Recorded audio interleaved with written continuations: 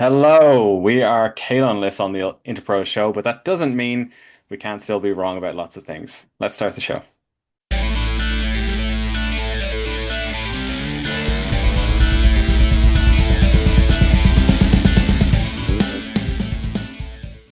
Okay, as I said at the start, we are Caolan tonight, but we're gonna plow on ahead anyway. It was a mixed week of rugby, I think we can say mixed week of mixed weekend of rugby for the Irish provinces.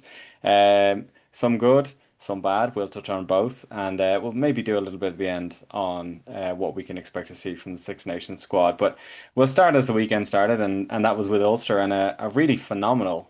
Um, Finish to their Challenge Cup pool campaign. Adam, you got to be pretty happy with that result. Yeah, it was a phenomenal 40 minutes and last 20 seconds. But yeah, it was a great game of rugby. For like the rugby purists out there that love good attacking rugby and you love spectacular tries on both sides. I'd recommend watching just even the highlights for it. But I must say, for Ulster's sake, in the first 40 minutes, it's some of the best rugby that we played this season. We were incredible. We were off the bat. We really took it to them in the first 3 minutes with Tom O'Toole scoring a try. It was phenomenal. I feel like some of our attack play and some of our back play was immense. I'd say our scrum was iffy, but Robbo on commentary kept mentioning about how Stade Francais had the best scrum in the top 14. That made a lot of sense because in the second half we did struggle with the set piece. Our line out needs a little bit of work as well. I think Tom Stewart, I don't know if any of you noticed, but Tom Stewart, who I wish is in the Ireland squad, by the way, he sort of throws it like that. And I'm like, oh, right, okay. Like, but he's got his own wee technique to it. So no, I don't know if it's a throwing issue. I don't know if it's a communication issue, but I do feel like our players definitely did step up. Angus Bell was sick, so he pulled out. So Sam Crane went in. I do think he's not going to be, but I do think he's going quietly under the radar for like for Ulster and for Ireland's sake in that loosehead prop division. I know that Leinster and Munster and Connacht both all have props going on as well, but I feel like Crane is really pulling himself out there to be quietly in the background doing things right. Little bits of his scrum need improving, but I feel like every prop in World Rugby at the minute needs a little bit done to their scrums. I don't think there's necessarily such thing as a good scrummaging prop. It's whoever referee you have in the day. So, but yeah, I must say, a shout out as well to the Stade Francais tight head prop who scored his eighth try this season. What? He's a Georgian prop and he scored his eighth try. And one of their props came off injured and he came back on and I crapped myself. He was absolutely phenomenal. It was a joy to watch him, to be honest with you. But another thing about Ulster. Stuart McCluskey is Ireland's former centre. Robert Balakoon was back to his glittering best as well. I tend to say that a lot, but I feel like him coming back as well into the Ulster squad has made us look infinitely better as well. This is a team without Werner Koch. Whereas when we see Werner Koch on the pitch, we have a lot more. I feel like we also have another like leader. I think that's where we lacked in the second half was like we went down, we subbed off Ian Henderson, we had a lot of young lads on the pitch at once. I feel like Jack Murphy was struggling to shift the ball out to the backs as fluidly as he usually is, but I do think that's down to Stade Francais second half being so good. And that's probably why we had it. But hey, look, at the end of the day, Bryn Ward as well. A special shout out to him. He was man of the match again. I think he's had four or three appearances for Ulster, two man of the match awards. So it's unbelievable the work rate he's doing. It's just a joy to watch, and his brother as well. The Ward brothers this year, for Ulster, I think have been game changers essentially. To find them as well, they're homegrown, sons of an Ulster legend. It's just working out really nicely for us at the minute. Like, Yeah, it, it was a really terrific. Sorry, Ben, did you want to launch right in no, I there? was Go just going ahead. to say that, like, just on Stad, the way Stad did nothing for that first half, but Ulster didn't let them play any ball. It Yeah. was the Ulster performance that we've seen. kind of in splurts as the season has gone on. But they started really well in the season, as we all know. URC, they were excellent. That first 40 minutes, we won't see an Irish team play that well all season. And every single thing clicked. Stad in the second half, again, they changed their set piece, as you said, it's what works for them. Ulster didn't give them a chance in the whole first half. Stad won a line out against the head. Ulster immediately sacked them on, so now what are you going to do? It Yeah. was fantastic. Outlook I, Stad thankfully made a game of it, but I'd say we're a bit nervous last 20 minutes, Adam. Just Oh, a tad. very much so. But I must say, like, I know we mentioned Mark Sexton a lot, but I think Richie Murphy's coaching setup this year has worked. And having that old under 20s Ireland setup squad has made me, as an Ulster fan, feel so settled when we have something like an injury crisis come in, and we have the likes of Harry Sheridan, who is a starter now. He is a complete starter, and this season has made him a starter. But the likes of Irvine and Hopes coming through, I don't really necessarily get worried when an academy player plays, and that's so good because these guys are used to sending under 20s squads and getting them not necessarily getting the same squad every year, but getting them together, getting them in cohesion, getting them playing good rugby, and that makes Ulster so much better because, as we said, we've got a lot of money problems. We had a lot of money problems.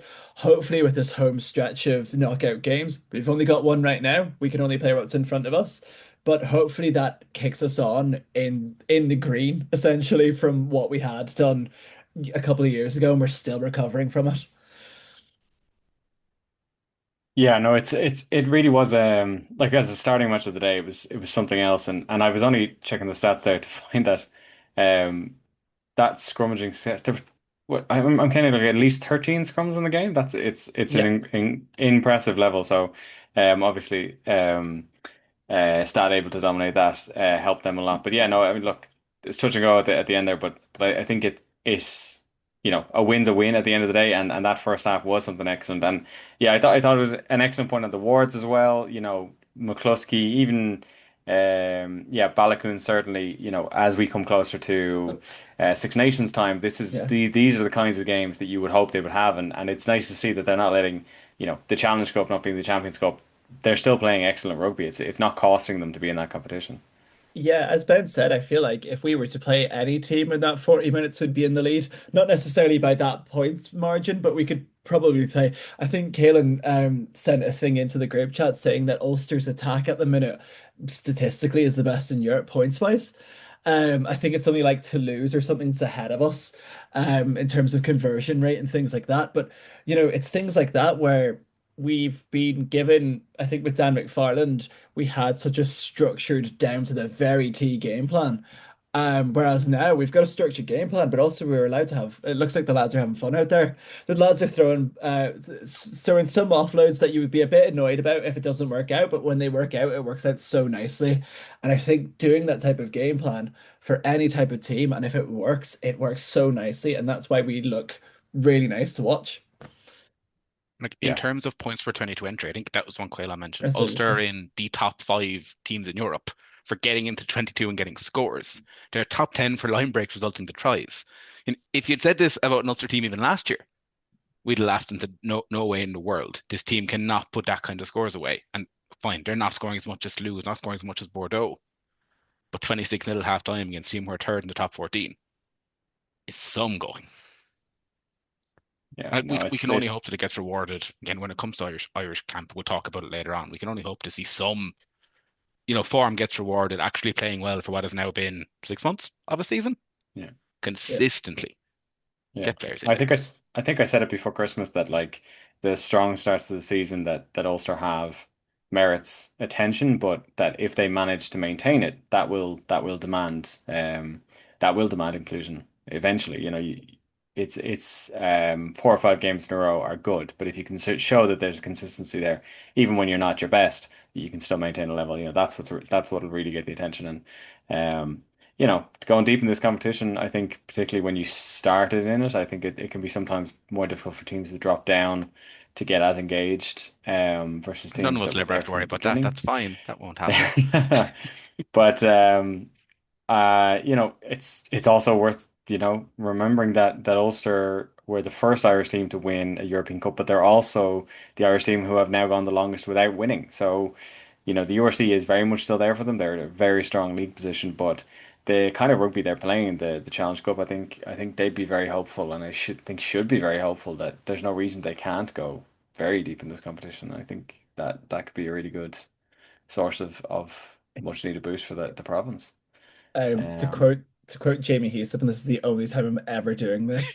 It was when Ireland were gonna play England in Twickenham in 2018, and I remember him posting an Instagram story, but it's like, say it in the wind, silently though, and he went Grand Slam. And I was like, I don't want to say that just yet. We need the depth, but I certainly feel hopeful. But also I know I'm an Ulster fan, so I need to just head screwed on. Like even looking at the URC table, they're third fine with the game in hand, but they have more bonus points than Leinster and Munster. They've got seven. yeah, We both have six. Points differential 92. I mean, it's stuff of dreams. I know we won't say it. We won't say Ulster are going to get top four. But yeah. it's hard to see where they That's fall out from here. They this win that game in hand. They've got a 4 point gap at least over Leinster and Munster at that point. would look like a golden Homer with a crown on his head laughing, to quote The Simpsons. We'll get that as a Does picture overview at the end of the season. Yeah, that'd be a great one. Yeah, that was a yeah. Well, there you go. So, really couldn't have had a stronger start than that. Any more on Ulster before we move on? No, we good? I don't know. Okay, I I don't we'll want to still move think jinx we'll give anything. on. them more I'm respect. too afraid to We'll jinx anything, to be honest with you. we will move on to the not the second game. We're gonna jump a bit just because I'm gonna touch on this game briefly, as I think I'm the only one who actually watched it. But at the very end of the day, Connacht played their final pool round game. This competition has not really gone strictly Connacht's way. Over the course of it, they've had a couple of very, very irritating losses of games where they really feel they probably should have come away with more. The Montpellier lead was particularly galling to lose that. I will say an interesting one. I had conversations with Connacht supporters after those games, and maybe it's just the attitude of having had to put up with this kind of thing for a few years, but the attitude was very much in years gone by we wouldn't have gotten the bonus points in those games. So, Yeah. they're willing to take the positives where they can.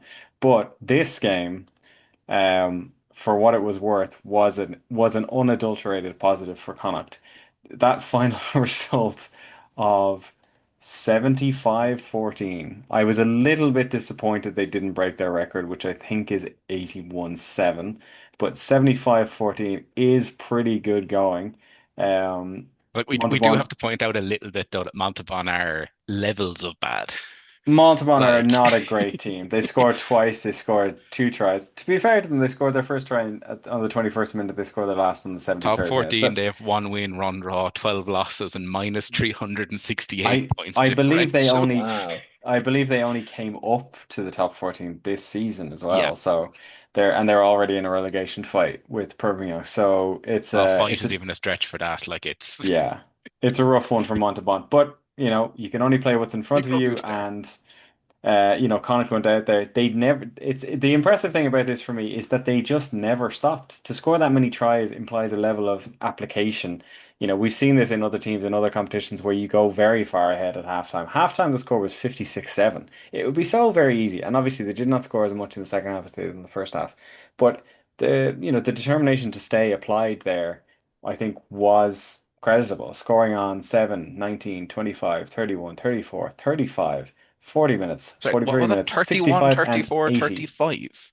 31, 34, 35, three tries in 5 minutes. Wow. Wow. So that That was Harry West, Keane Prendergast, and Matt Devine. Like, they to, were they were hammering them home and enjoying it. And like it, I it don't know that this is a game that they will necessarily take a lot from, but I think if all they take from it was they got a really big win and the fans who were there on the day probably enjoyed themselves, I think that's probably enough. I don't know that Connacht would expect to get a lot more from the Challenge Cup, given how some of their other results have gone. But this game, they went out and played fun rugby. And I think for what was in front of them, that is about as much as you could have hoped for from this game. As was said, Montauban are not a good team. They really aren't. They're like just a shade away from Pro League 2 level. Connacht had the bulk of possession was actually fairly even. It was 54-46.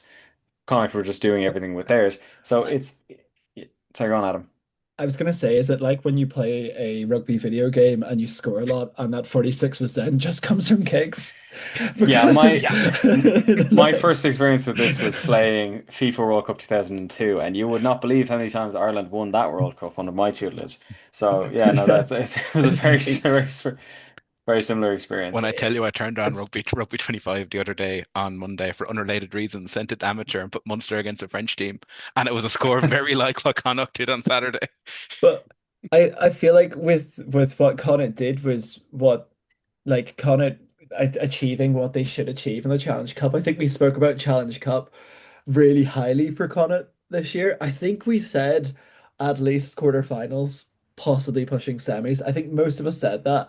So for Lancaster to see this as a plan, do you know what I mean? I feel like if Irish teams take this seriously, not Munster, if Irish teams take this seriously, we should have a successful Challenge Cup because for Challenge like this is probably the only season where we're going to take Challenge Cup as seriously as we do because there's all of a sudden three Irish teams in it. We've never had that in the Challenge Cup before. But pedigree wise in the Challenge Cup, when you look at the past winners, it's all like a random assortment, and there's not a single standard, bar possibly the English, well, the English and the French teams, of course, but we need to be like there. Cardiff have won one. Cardiff have won one. Recently as well. That was the last time they were in Bilbao. Cardiff won it, and it's just Cardiff we win it that need. year. Yeah, it was Cardiff because Nick Williams lifted the trophy. Oh, yes, I they remember did. that. Yeah.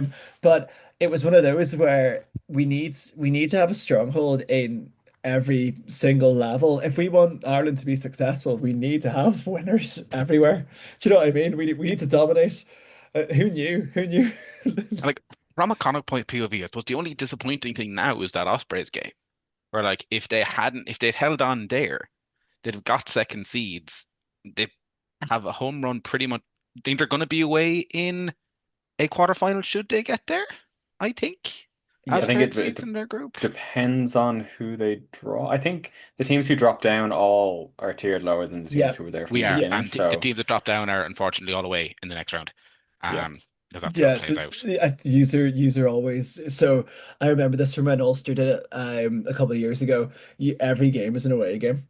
So yeah, you drop down to the lower four, and then you Yeah, just there. there needs to be a result for Munster to get a home. We'll come to Munster, but like just in terms of that Ospreys game, I'm sure Lancaster will sit there and say that was our topping of this group gone out the window. And they should have really held on in that game. Like great result against Montauban, great result against Black Lion. Two games that you would expect any of the Irish provinces to win. Maybe not score 75 points. We tend not to do that. yeah, But if you're looking back, you're kind of like that. They should have held on there, should have got those 5 points. yeah. I think the frustration for Connacht will be that they won the games they were expected to win and didn't win the ones that they could have. And Yeah. I have a sneaking suspicion that when it comes to knockout rugby, that's not going to stand to their favor. And like even only Um, lost by 2 points to Montpellier. I mean, you forget how close. Again, I saw yeah, none of that game because I was also in France, but I didn't I, realize it was actually that close a game. yeah. I And mean, we've joked that they play a really good 60 minutes of rugby, and it's yeah. just a pity that there's 20 more minutes to go. And it's also like the levels in the Challenge Cup are different and the application levels are different. I'm like just after checking the pool tables because I remember this and they're a favorite team of mine. But above Connacht in that pool are Zebra. Zebra won 3 out of 4 games in this competition. So, Yeah. Challenge that Cup is can be the wild, lads. it is a wild competition. It's It, because it's the like we joke about Champions Cup and different teams having different application levels, but that's so much more amplified in the Challenge Cup, where no, yeah. yeah, a team like Montauban never going to give a crap about this competition because it's so much more important to them to desperately try and stay up in the top 14 versus say a Montpellier or an Ulster or a Benetton who'd be like, we could win this competition and European silverware is European silverware. You get a medal at the end. Connacht have So the Sharks I, coming to the yeah. Dexcon. Yeah. yeah. So that's a I would almost argue that the Sharks wouldn't send a full strength team there. I And think they then would they'll be probably. away to Montpellier. Yeah. Yeah. But I think with the Challenge Cup is for teams, for especially like Irish teams, and I would argue, well, for every team there that you would expect to be in the Champions Cup, I'm talking your Trevisos that you would expect, to be honest with you, would be in the Champions Cup. They've not lost a game. And you have your Montpelliers. Ulster, Munster, I would even argue Connacht and Exeter. You want those. I feel like it feels more everything's on us. And it's really like the pressure is on for those teams. And I think that's where the beauty of the Challenge Cup comes in this year, because you do have a range of, oh my God, what are they doing? Their teams. Like Like we're there's saying a, pressure, and I know they're not Irish, but the pressure on La Rochelle now is oh yeah. It's huge. and it's whatever La Rochelle want to pull out there. It's Yeah. just there's multiple stories in this Challenge Cup, as is the Champions Cup. I do feel like European rugby has had some type of revival from when we started this podcast, but that's just because of how mad the results have been in general. Like, It's just been bonkers. and I'm sorry to interlink with the Connacht conversation, but like again, as David said, he was the only one who watched most of this game, unfortunately. But like Champions Cup this year, it's been so good. Sadness aside, like Leinster La Rochelle is one of the games of the tournament. Munster Toulon, the game we're going to get to shortly at the weekend from a neutral, I'm sure is an excellent game. From a tournament that I think if any of us had said pre-season that it's fine, we'll get to round of 16 and we'll see what happens from there. And that's kind of how I viewed it in recent years, as opposed to now when we're saying we now have we'll probably be the podcast that focuses on Challenge Cup more than any other one in Europe by the end of the season because we'll talk about it every week. But Yeah, it's it's a very nice interesting one to because see PCR come back to what it should be. it is, and like, yeah, it's definitely been a running thing that the challenge or the Champions Cup doesn't start at around 16, and like that hasn't been the case this year, and that's kind of good. I was talking to someone today who said that the intention, at least at the moment, is to keep the format the same until Yeah. 2030. Now, I know not everyone is a huge fan of the format. I think there's a lot of people who still harken back to the old days. I will say there's a lot of nostalgia for the back-to-back games. I remember when we used to play 6 games a season, and I remember plenty of the fifth and sixth round games being complete dead rubbers where no one gave a shit what Yeah. happened. Oh So yeah. You'd have final there is games a in bit Thomond of Park built there up is a with like bit of magic. red tinted, rose tinted looking back there, but we are where we are now. The schedule is what the schedule is. It's unlikely the French teams are going to shift to allow us to go back to where we were. My position on it would be that whatever it is, as long as it's not so broken as to be unmanageable, which I don't think it is, and consistently over the years, I think it's reasonable to say the best team has tended to win the competition, which is the ultimate goal. Hmm. Let it be. Let it sit for a while. Let emergent properties and emergent rivalries build out of it. Let teams figure out how they want to handle it. See how it is. Let it go for a while because I think the inclination to constantly chop and change, and this goes for both the rules of the competition and the rules of the game itself. I think it prevents people from adapting, giving them long enough to adapt to see how it can actually be when it's at its best. So, you know, Do we I have to think keep it that's a good this thing. way for the world international thing that they're doing in Yeah, I I like don't would two know. say years? I would say this would probably fit in I quite think well to this, its. yeah, this feeds I think into it, it's doesn't it? It's like the yeah. group stage is like your qualifier, but then I Yeah. presume if they're doing it that way, we can't then do the home and aways and scrap round 16. That like we need to have that to get to where we're getting. Mm. It's Yeah. almost like when we spoke, like when like a couple of years ago, this whole thing about World Rugby having a world calendar appearing. This is a world calendar. We're living in it right now, and they're just starting to slowly say to us, this is what's going to happen. The Super Rugby is going to be here. Major League Rugby is going to be here. URC is going to be here. Champions Cup, Challenge Cup, internationals. I feel like that's what's going to happen, and we're going to see some type of. It's not going to be announced. I remember it was going to be announced, much to everyone just going like, it's not going to work. It's not going to work. But I feel like they're slowly putting in the seeds to be like, well, not slowly. Even we're having a new international tournament every 2 years, so it's going to be there. Yeah, Yeah. and like for all the we can criticize what we can criticize what we're doing with the game. If we keep getting Champions Cups and Challenge Cups like we've had this season, and if we get a good whatever they call the thing in Qatar in a couple of years, excellent. But give us the world calendar, give players weeks off, and give us exciting rugby every week, please. But not in Yeah. Qatar. Somewhere Ideal. accessible. Ideal somewhere else. Yeah. Ah, you don't I'll, want in the glorious city of Riyadh or Jeddah? That's the sponsorship money gone. yeah. Chalk them off the calendar. I told you I was Um, AI.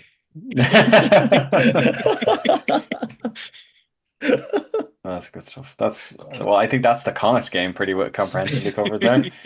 Ben Um, through AI powers chatting through what more can we Connacht. say? Well done, Connacht. Well, It well was done, what was Caolan, BA. expected, but you did it, and sometimes that's all you can do. I'll be interested to see what comes out of the Connacht squad now in terms of the Six Nations because obviously Mac Hansen is unavailable. Keane Prendergast seems to be becoming a more consistent presence in the squad. It'd be interesting to see if that continues. Bundy Aki probably not exactly where he typically tends to be. I would love So to and see Elo being a training panelist. Oh, Samuel as the training please. palace would be fantastic. He Yes, has, that'd be Eeyore, phenomenal. Eeyore, talk about props Eeyore. coming through. That is a player who's just he plays with intent, like where he seems to both enjoy what he's doing and really give it socks. And it's Yeah. yeah, it's apparent when you see a player doing that not everybody does do that. But Hmm. Samuel He's does do also it, he's and so much bought into what Lancaster and Connacht want to do in that like Yeah. Lancaster even at Leinster the scrum was a weapon. And Elo was just cool. I'll be a missile. Tim, where you want me to go? yeah. He's so Yeah. good. I would love if he drove down. I can't remember the motorway, but come on, come down here, please. Like Remember the motorway between. I don't know what This it's is only a how motorway like rarely he half the goes to way. Galway.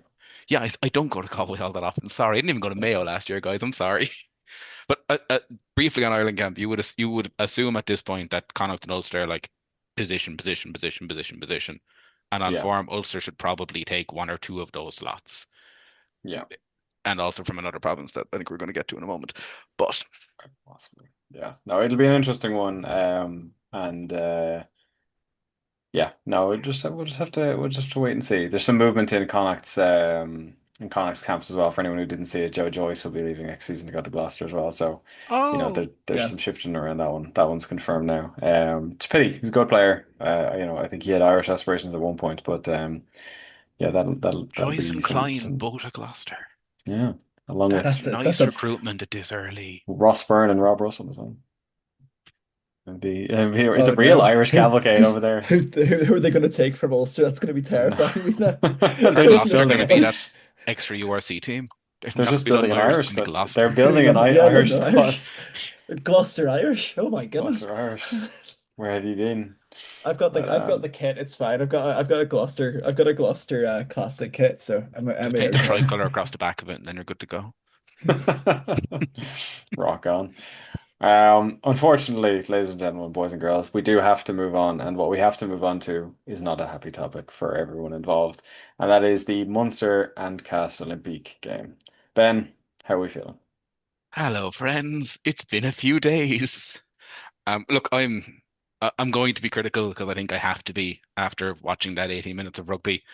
Before I am, credit needs to be given to Craig Casey. That man had his arm in a sling coming off the pitch in Toulon when he said hello to the fans, and he played 80 minutes of some of the best rugby he's played this season on Saturday, while occasionally popping back in his shoulder every time he ran, and he just kept going, and he scored two tries, controlled the game exceptionally well, did what you want Craig Casey to do. Edwin Dogbo came in and for me put up his hand to get him in that training panel that Andy's announcing tomorrow. Well, we're recording this on Tuesday, if anyone doesn't know. He was excellent. Really, really good. Get him beside Joe McCarthy in Irish second row. I don't care how slow it is. I want to see it. I need to see it. And that is kind of sorry, Adam, go ahead. I was going to say, get Cormac as a Chukwu in at six, and then you'd have a faster. Like Yeah, if you have that slow of a second row, you need that mobile, agile back row to be in there as well. just have him carry with a dog bone McCarthy on his shoulders all day long. Yes, please give me it. It'd be beautiful. But look, we do as we said, Munster did not win this game. Munster are now out of the Champions Cup, drop into the Challenge Cup. With that comes a number of negatives out of that performance, I think are easy to say. I was saying pre-recording, Munster had an incredible off-ball game against Leinster, where they played tremendous rugby, kicked it away, did everything you want them to do. We then tried to do on-ball in Thomond Park in the second half against Stormers for most of the Connacht game, most of the Gloucester game, and again on Saturday. We did on-ball against the Cast team who did not want the ball, who were happy to let us go, make a mistake, and punished what has been an incredibly fragile set piece, line out and scrum, um, to incredible effect. Our carrying looked awful, if I'm being brutally honest about it. There was a play mid second half before Cast got their try when it went Casey, Tyke Byrne, Crowley's running on the inside of him, and instead of giving it to Crowley, Ty gives it to Gavin Coombs, gets hit by 4 men in a turnover. And, like, there's just basic levels of look up, play heads up rugby. This is a very good cast team. They've come fully loaded. It's their top 14 and team that played bat. They need a single win to get into the next round of the Champions Cup, and Munster played in their hands for 80 minutes. I hated every single piece of that game. It was the it was everything I've complained about Munster, and everything I think four of us have complained about Munster this season, where we look really good in patches, look excellent with ball in hand, and then we go and do something silly. And the reward for it, unfortunately, the reward for it's an away game to Exeter looks like it's going to be Saturday morning at the crack of dawn because it has to be shown on TV because it's Munster. But again, we can't look. I can't have any overly complaints. You deserve in this competition. Macmillan has a lot of work to do to pick the lads up for a very tough game against Dragons on Friday, and then Glasgow, and then thankfully a break. But yeah, it was awful. I can't even say Munster players deserve to get into Six Nations squad except for Edwin Dogbo and Craig Casey. Wow. Let's see what happens. Do you think, Ben, and I don't want to be overly charitable because it'll come across as disingenuous, but do you think, in a way, Munster made a rod for their own back? Like they had, this is obviously Clayton McMillan's first season in. It's a big job in both the sense of the history of the club, but also the weight of the personalities involved, the weight of what's gone before him. It's there's a lot to manage there. This isn't just show up and coach these 23 lads. There's a lot to managing Munster rugby that goes beyond There's an just awful lot to rugby. manage, and also I think it And isn't being said enough this season. We've had big players leave as well in the past yeah, season. Like you talk about Palm and Earlsey, fine, but like Stephen Archer was a stalwart in the Munster team for Mhm. how many years? yeah, He yeah, dominated that scrum for close to a decade. Now gone. There's a hole to fill, and like we're seeing, or I'm noticing, we're not playing as well at home. It's almost as if I think you're right. It made her off their own back. There's extra pressure. I think Macmillan is almost trying to say, Thomond Park's important. Let's make it a fortress again. yeah, And we're performing well-ish away from home, whereas in Thomond Park they almost seem scared to try it. We won't go off ball at home because we think we have to play yeah, rugby. yeah, And I don't know how you fix it. I genuinely yeah. don't. They're a good team. It'll come. It's just right now it feels a long way back. Yeah. Um, It would, Yeah, see that is a thing I feel as well about Munster. In a way, it's an inverse to Leinster season. We'll come to Leinster later. That Munster had this incredibly strong start to the season, and they looked very dominant. Even if not all of their games were winning dominant, the fact that they'd won those 5 games on the trot, they'd put Leinster to the sword pretty much in Croke Park. Um, this it felt like it was there for. There was talk about even in the Champions Cup but that there was that this was excellent something 40 they could minutes do. against Stormers as well, where like You know. everything clicked. They've had these great moments, and it's almost like if the flip is Leinster's 3 losses out of 4 at the start felt like cataclysmic. If those games had been spread out more, their seeding position in the URC would be better, but it might feel like more of a what it is, which is a mixed season. Whereas it feels very photo negative. They had 5 good weeks and then five or however And long like, many bad weeks. whereas Leinster's bad weeks came at a fairly inconsequential part of the season, I think we can say. Like losing in South Africa game one and Yeah. two. It's annoying. We complained about it, but then the season got rolling and Leinster turned to Leinster. Yeah. Munster's blip, and I hope that's all it is, has come right in the European window and right when the Interpros kick in. Yeah. it's so like Ulster last season though. Yeah. It is so like Ulster. Like when you look at the comparison between Munster season this season and Ulster season last season, you look at Ulster only having one win in the European Cup, going down to the Challenge Cup. We only had two. Like you've done better in Interpros already because you already beat Leinster, but we only beat Connacht last season. So it's like things like that where when you have a new coach come in and I don't think McMillan has brought most of his coaching setup into it. No, I he feel like kept two from last year and he came in as head coach and he brought in S&C and stuff, but it's Macmillan s- plus now.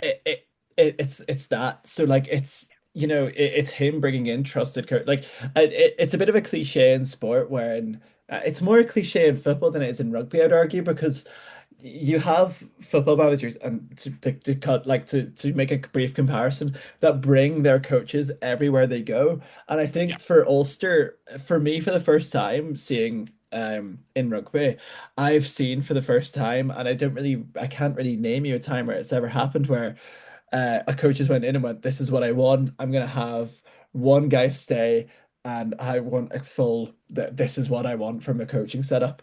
And I feel like for Irish coaches and for the likes of Lancaster, Leinster always are gonna have a nice coaching ticket, whatever happens. But with like Munster as well, I reckon you need to bank on getting those other coaches as well as the head coach, because it's all well and good having a flashy name head coach, but if your defensive coach isn't going to act, if your attack coach is going to act, or if there's something that's weak, not necessarily weak, but if there's something that's not working in that team, I almost think that RFU also have to look at those as well, which I feel like it's happening because look at Ulster at the minute. I think that's a little bit of what is happening is that we have you can see when Munster's game plan from last year starts coming back in and tries to gel at what McMillan's trying to do, Mhm. and you end up with things like in Ravenhill is probably the big example at this point, where our goal line defense is really good. Our in 22 isn't bad. Everything in that block, everything from 22 to 22 doesn't work and looks a little bit disjointed.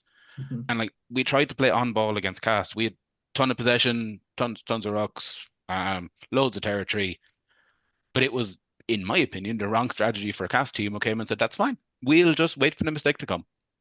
Whereas if you kicked them all day long. I know our line out hasn't been good, but why are you trying to play into a team who are happy to sit back and say, that's fine. We'll wait for the try. And like Cass got a BP in Tobin Park. Let's not It's not like they only got two tries and won by a point. They got a BP. I know Munster Mhm. scored five, but that four try bonus point for a French team in Tobin Park does not happen. Should not happen. Things, Especially cast as well especially because Cast. it's because I think it's their first win in 8 attempts. Yeah, oh, like And their fans were incredible. I say this I every week, but they were so good. I feel like with cast as well, I think we mentioned on the podcast last week that it's like for every 5 games that cast play, it's against Munster Yep. in their history of European.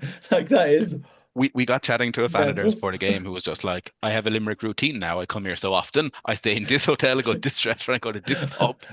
I go It's to just this like, hotel. I go to the Burger King in the city centre. Then I yeah. go to Fanny's. Then I go back to the Burger King, free Wi-Fi.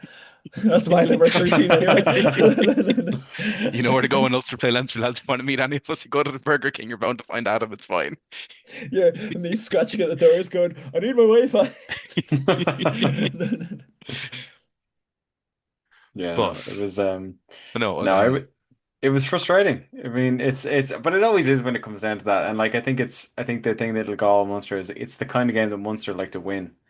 It's that, at the death, you, you thought it, you were it, going to do it, but now we're going to take it off you kind of a thing. And that's exactly what it was. It felt like being, to use a colloquialism Twitter, it felt like we'd been monstered a little bit, and then we did all the hard work, got back into the game, and then it was that Bart Simpson thing of you won't be needing this. yeah, Only it was the Champions Cup trophy being thrown away. yeah. But Yeah, no, it's a tough one out, and it'll be interesting to see. I know we've had conversations about how many players make it in and out of squads. I'm always a believer in form as temporary, class as permanent, and um, I don't know. Sometimes I do think there's an overfocus in Irish rugby as well on. It's going to sound weird on form in that if I remember the Welsh, not that they should be used as standard bearers for how you should live your life, but um, that Alan Jones was playing highly, for Ospreys for years Oh no. and then would come in and win Grand Slams with Wales. So like, yeah. if Andy Farrell Yeah. is the coach that I think he is and I think he's shown he can be, then he should be looking at these players going, well, I'll get you back in and I'll get you back to work and you can get working for me. But I it is coming to a question time for some players to yeah, I mean, hopefully the ideal response I think for a Munster supporter would be that some of those players do go to Ireland camp. Ireland have a relatively decent Six Nations, and they come back going, yeah, let's play more like What that. While I And 100% agree with you on that, I really want Tyke Byrne to have a week off. I know he That's, won't. I He's mean, he could do 100% in the with more. squad, but No, he's gonna rest when he's dead. the But man's just it's taking yellow cards so we can have a rest at this point. He's just hitting He, nines. We can yeah, sit down for he, 5 minutes. it's the only way he he'd be gets out of play. he'd Like, be skipping into the sighting commissioner. Please, Yeah. I've done you could, something you could see him wrong. No, walking you off in haven't. Toulon saying, I didn't play the nine, I actually punched him. Please ban me. Thanks. Yeah, But no, like it's Oh dear. you're right. I want certain players to play their way back into the squad, but like, and there are certain players I think will get in. And Andy, as much as I criticize him, will give them a chance to show that look, you're being Irish camp now to see what you can do. Sorry, Adam, go ahead. I would rather like I'm much of the opinion, and I feel like if you've listened to me on other podcasts before, but at the start of Six Nations now, I'd rather take a third or a second, but play a nice an informed team. I'd rather that than die on our sword because then that's what we're doing. Mm, If we pick on the stalwarts and we pick on the ones that have done it before and they have done it before and hands up, we've done well, but from our November internationals we died on our sword. We were And like, like, oh yeah, no, but like look, we've got so and so and so yeah, and so playing and still. we have that Thomond Park game. We can give lads who want to be played into form a game to be played into form against what will be a yeah, difficult-ish England team. I'm similar to you. I'd like to see France at least go for lads who are playing well week in, week out right now. And then you've got 2 weeks to get back in. And Andy did it to a point in the autumns. He rotated enough. Yeah. Like the New Zealand game, he didn't bring back everyone. And I'd But like to see us do the same again if possible. yeah, But like rewarding a player like Stuart McCloskey who was in form and the likes of Paddy McCarthy who was also in form, it shows benefits. It shows benefits to the clubs as well. Like I know that the age profile between them both is like large in rugby standards, but we see the benefits and we're reaping the reward from it. Yeah, But yeah, I feel like I'd rather see that than this. So I yeah. mean, like dying on our And sword. and I think and I think and I think I might have said it at the time as well back in November that if you're going to hew to the we're always going to pick the same lads who we know are the best, quote unquote, best 15 have been historically, New Zealand tour, etc. lads, they have to win. Yeah. You can't do that and lose. If you do that and yeah, lose, it's gone. At exactly. least if you If we double if you down pick and on pick guys who form and haven't you played, you maybe bring in guys like Paddy McCarthy, like Zach Ward, like Well, maybe even a Jude Postlewaite, maybe someone like that. You can go, okay, look, it didn't go perfectly, but they came close and we'll learn a lot from this. You can it, take that, but when you go in full metal jacket with what you've gone in with every time before and then don't win, then that's you've kind of screwed it, yourself both ways. So it's yeah, there's a risk there. it's sort of the argument of like when Hugo Keenan gets back fit, and I know that he had like everyone. I saw this example online today that he had a sickness bug where he was viciously on the toilet apparently, and he lost 7 kilos, Yeah, and he came back and he won a Lions tour. Like he lost 7 kilos in that Lions tour and he still won. And he looked like he lost 7 kilos as well. yeah, But it's that type of thing where he's coming back, he's going to be fit. We've seen this before. We've seen this with Tag Furlong, where they've just sort of walked into the squad. I feel like for Ireland's sake, we've got a couple of really good fullbacks. We've got a couple of really good fullbacks coming out of the woodworks as well. You know, I know I'm an Ulster fan, but Jacob Stockdale's seen form at fullback. mm, You know what I mean? Mike Laurie, I know he's been injured, but it's not really the point. But we've seen lots of these players performing well, and they should be rewarded because I can't imagine being a player and if I was injured and I walked into an Ireland squad, which fair enough, Hugo Keenan is a very, very good player, and I'm not bashing Hugo Keenan, I'm just using him as an example. But if I was Jacob Stockdale and I didn't get, I think he is going to get picked tomorrow. But if I didn't get picked, I'd feel a bit disheartened. It's all about that certain mood. Like, yeah. yeah. not one player is bigger than the whole team. I feel like that's the type of position that we Like, need to pick for Ireland and like, right now, you especially. bring Keenan into the squad. If Keenan can be fit game two, he's in the Oh yeah, squad. We're he's not for in a the second squad. saying before down below gets angry. Oh We're not no, for a no, no. second saying He don't pick is Hugo Keenan. We're not. Yeah. he is world class. But Like like everyone would take him maybe play him in Thomond Park to get 80 to minutes under get his to get belt. time. Yeah, Yeah. 100%. Um, That'd be the sensible option. Especially if France, as it seems this evening, aren't going to pick Damien Penaud. I mean, or Gregor Yeah. Aldrich, seemingly, because it's great to be able to do that. An insane position to be in. Yeah, no, it would be nice. It's And mental. also like for a player like Keenan as well, it's I think there's got to be an element of Jack Connan is definitely much more of a candidate for this where you're not necessarily doing them a favor by picking them. Like Mhm. if it's Yeah. not a quarter Yeah. final of a World Cup, like Hugo Oh yeah. Keenan's done it No. all. It's not like he's Yeah. going to be, you know what I'd really like? I'd really like to play Italy Not like he's one more dreaming to time. play in Marseille. You know, and Like, they all want to get Yeah. caps, and it's 100% like, you know, every cap, every test cap is a big thing, and it does 100%. matter. But I don't think it'd be the worst thing in the world if a player come back, even just for their own edification, can go, I know you're still the player that you always were, but why don't you go play? I don't know. For Ideally, if he your was fit, go play Edinburgh yeah. in the URC the round yep. before Yeah. and if you go in there and you are the Hugo Keenan that you always were, then of course you can come back and Yeah. play. But maybe I, if you need a week I- or two to get back into yeah. form, you can take that, and you're not, and Mhm. it takes some of the pressure off the players. You're less likely to, depending on the nature of the injury, you're less likely to have it recur instantly if you don't throw someone straight into the crucible of a France game. You Mhm. know, I think, and particularly when Or we're in a just say in position, the as Munster Adam scenario. said, where exactly, like particularly when you're in a situation as Adam described, where there are possible alternatives.